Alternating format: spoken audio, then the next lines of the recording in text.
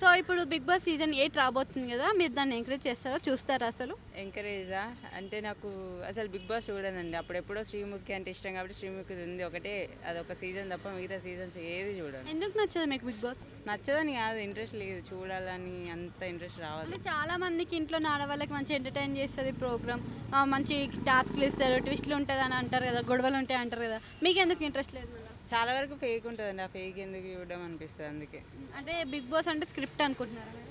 100%లో 80% స్క్రిప్టే పక్కా అనిపిస్తుంది, ప్రతి ఒక్కరికి తెలుసు కదా. అంటే ఈసారి మనకి ఈ సీజన్ 8 రాబోతుంది కదా! ఫస్ట్‌లో చూసుకున్నట్టయితే ఎన్టీఆర్, నాని హోస్టింగ్ చేశారు. ఆ తర్వాత నుంచి మొత్తం నాగార్జుననే హోస్టింగ్ చేస్తున్నారు. అయితే నాగార్జున కాకుండా హోస్టింగ్‌కి ఇంకెవరైనా ఉంటే బావుంటదా? నాగార్జునే కంటిన్యూ చేస్తే బావుంటదా?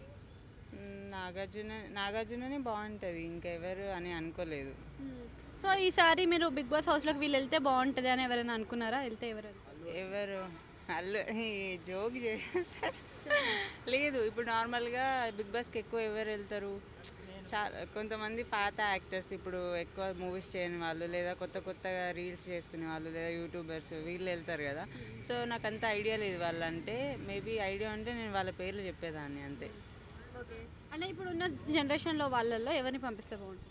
నాకు ఎవరు గుర్తులేదు, అంత ఐడియా కూడా లేదు, అంటే చూడను, ఫస్ట్ చూస్తే నేను చెప్పేదాన్ని.